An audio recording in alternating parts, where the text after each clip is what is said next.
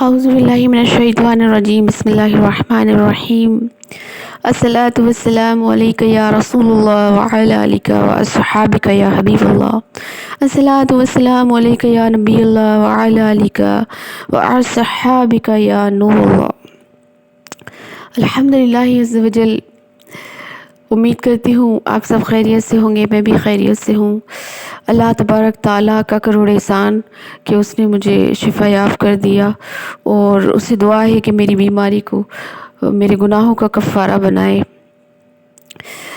آج حضور سرور کائنات صلی اللہ تعالیٰ علیہ وآلہ وسلم سے متعلق کچھ ذکر لے کر چلتے ہیں۔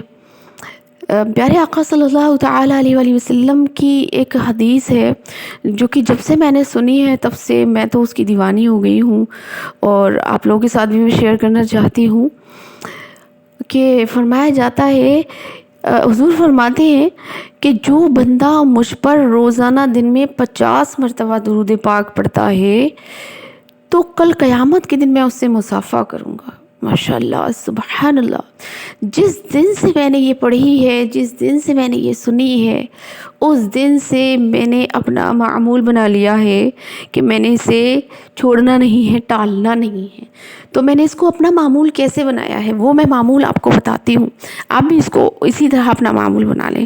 دیکھیے، درود پاک تو 313 مرتبہ ہر امتی کو پڑھنا چاہیے دن میں، یہ فرض ہے، ہر امتی پر لازمی ہے، اور 313 مرتبہ درود پاک پڑھے، ٹھیک ہے، اور عمل کرتے ہیں انشاءاللہ۔ پڑھنے والے بہت پڑھتے ہیں، ہزار مرتبہ پڑھتے ہیں، لیکن یہ جو 50 کی وعید ہے نا، جس سے سرکار نے فرمایا کہ میں اسے مصافحہ کروں گا، اس کو ہاتھ سے جانے نہیں دینا ہے۔ اب جیسے ہم 313 مرتبہ پڑھتے ہیں، لیکن عشاء کے بعد ہم فارغ ہو گئے اور ہم پڑھ رہے ہیں، لیکن کبھی ایسا ہوا ہم کسی فنکشن میں گئے اور بہت رات ہو گئی، ہم پڑھنا بھول گئے، ہم نہیں پڑھ پائے، یا پھر کبھی ڈیوٹی سے دیر سے آنا ہوا، تھکن زیادہ ہو گئی، ہمیں یاد نہ رہا، ہم درود پاک پڑھ نہ پائے، تو اس بات کو ہم رکھتے ہی نہیں ہیں، ہم اس کو پہلے ہی رکھ لیتے ہیں۔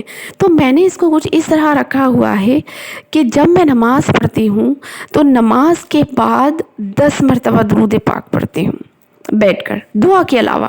دعا میں تو ہم پڑھتے ہی پڑھتے ہیں، دعا مانگتے ہیں تو ہم پڑھتے ہیں۔ 10 مرتبہ فجر میں، 10 مرتبہ ظہر میں، عصر میں، مغرب میں اور عشاء میں۔ اس طرح سے جب ہم 10 مرتبہ درود پاک پڑھتے ہیں تو یہ 50 مرتبہ ہو جاتا ہے، اور ہم جائے نماز پر ہی بیٹھ کر یہ عمل کر لیں تو پھر بعد میں ٹالنے کی ضرورت ہی نہیں رہتی۔ تو انشاءاللہ یہ ہمارا 50 مرتبہ عمل ہو جاتا ہے، اور اس عمل کے صدقے میں، اس عمل کے بدلے میں ہمیں کل قیامت کے دن کیا انعام مل رہا ہے کہ پیارے آقا ہم سے مصافحہ کریں گے۔ تو آپ بھی یہ عمل کو اپنے زندگی کے معمول میں کر لیجئے، جائے نماز پہ سے بنا پڑھے یہ چیز بالکل بھی نہ اٹھیں۔ اور بھی عمل میں آپ کو بتاتی ہوں جو کہ بہت زیادہ فائدہ مند ہیں۔ جب بندہ نماز پڑھتا ہے اور نماز کے بعد آیت الکرسی پڑھتا ہے تو کہتے ہیں کہ جب کسی بھی نماز کے بعد آیت الکرسی پڑھی جاتی ہے تو مرتے ہی بندہ داخل جنت ہوگا، ایک یہ حدیث ہے، تو اس لیے آیت الکرسی بھی پڑھیں، پہلی چیز۔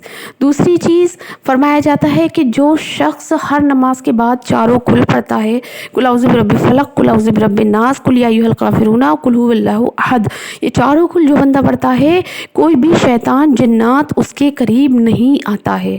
تو ہمیں دوسرا یہ عمل کرنا ہے، ٹھیک۔ تیسرا یہ عمل کرنا ہے کہ ہمیں 10 مرتبہ درود پاک پڑھنا ہے۔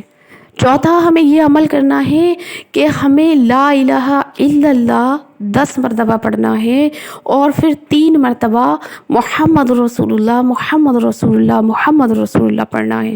یہ عمل ہمیں کرنا ہے۔ حدیث پاک میں ہے، میں نے پڑھا ہے، میں نے مجمع میں بیان کیا ہے، فرمایا ہے، لوگوں سے کہا ہے، آپ سے بھی کہتی ہوں، میرا تو یہ معمول ہے، آپ بھی اپنا معمول بنا لیں۔ جب بندہ 1 مرتبہ کلمہ پڑھتا ہے، کہتے ہیں کہ 1 مرتبہ کلمہ پڑھنے سے، جب بندہ 1 مرتبہ کلمہ پڑھتا ہے تو اللہ تبارک تعالیٰ اس سے ایک پرندہ پیدا فرماتا ہے جس کے 70,000 بازو ہیں، اور اس 70,000 بازو میں 70,000 پر ہیں۔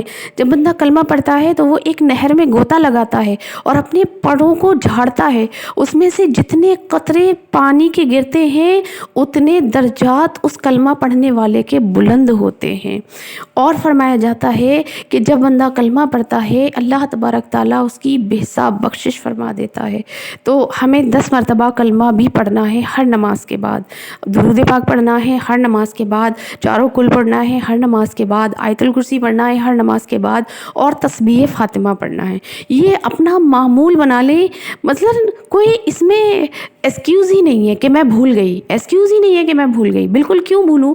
نماز پڑھنی ہے تو نماز کے بعد یہ عمل ہی کرنی ہے، جائے نماز تبھی اٹھانی ہے جب یہ عمل پورے کر لینے ہیں۔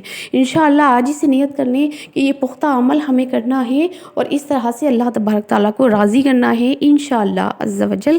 السلام علیکم ورحمۃ اللہ وبرکاتہ۔